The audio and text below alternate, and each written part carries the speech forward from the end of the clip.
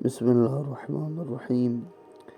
جب حضرت امیر المومنین علی علیہ السلام کو ابن ملجم ملعون نے ضرب لگائی تو آپ نے امام حسن اور امام حسین کو وصیت فرمائی۔ اگرچہ ظاہری طور پر یہ وصیت آپ نے اپنے دونوں بیٹوں کو کی، لیکن اس وصیت پہ عمل کرنا ان تمام شیعیان امیر المومنین پہ ضروری۔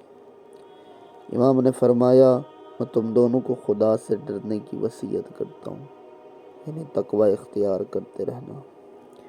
دیکھو، دنیا کی طرف مائل نہ ہونا، خواہ وہ تمہاری طرف مائل ہی کیوں نہ ہو۔ دنیا کی جس چیز سے تم کو روک لیا جائے اس پر افسوس نہ کرنا، یعنی جو چیز تمہیں نہ ملے اس پر افسوس نہ کرنا۔ جو بھی کہنا حق کہنا، سچ کہنا، جو کچھ کرنا ثواب کے لیے کرنا، ظالم کے مخالف اور مظلوم کے مددگار رہنا۔ میں تم دونوں کو اور بقیہ تمام اولادوں اور تمام اہل و عیال کو، ان تمام افراد کو جن تک میرا یہ لکھا پہنچ رہا ہے، وصیت کرتا ہوں کہ اللہ سے ڈرتے رہنا اور اپنے امور کو منظم رکھنا، باہمی تعلقات کو صحیح رکھنا، کیونکہ میں نے تمہارے نانا رسول اللہ صلی اللہ علیہ وآلہ وسلم کو فرماتے ہوئے سنا ہے کہ آپس کی کشیدگیوں یعنی لڑائی جھگڑوں کو مٹانا عام نما روزے سے افضل ہے۔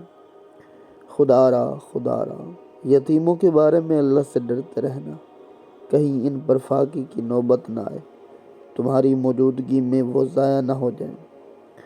اپنے ہمسایوں کا خیال رکھنا کہ ان کے بارے میں تمہارے نبی نے وصیت کی اور اتنی شدید تاکید فرمائی کہ ہمیں گمان ہونے لگا کہیں آپ انہیں ہمارے میراث پانے والوں میں سے قرار نہ دیں۔ قرآن کا خیال رکھنا، کہیں ایسا نہ ہو کہ دوسرے اس پر عمل کرنے میں تم پر سبقت لے جائیں۔ نماز کی ادائیگی میں پابند رہنا، اس لیے کہ تمہارے دین کا ستون ہے۔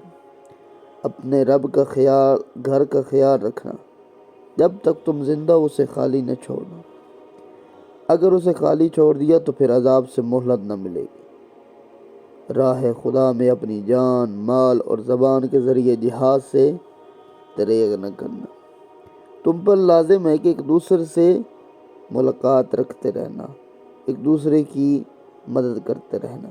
خبردار ایک دوسرے سے لا تعلقی مت کرنا۔ دیکھو، عمل بالمعروف اور نہی عن المنکر کو ترک نہ کرنا، ورنہ بد کردار تم پر مسلط ہو جائیں گے، اور پھر اگر تم دعا مانگو گے تب بھی وہ قبول نہ ہوگی۔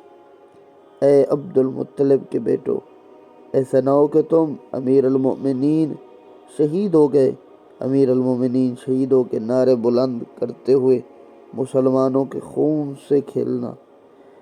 فرمایا، دیکھو، میرے قتل کے بدلے میں صرف میرے قاتل ہی قتل کیے۔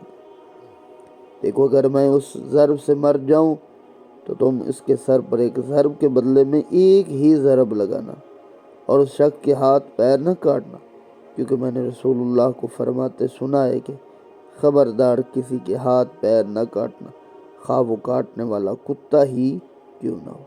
نہج البلاغہ مکتوب نمبر 47۔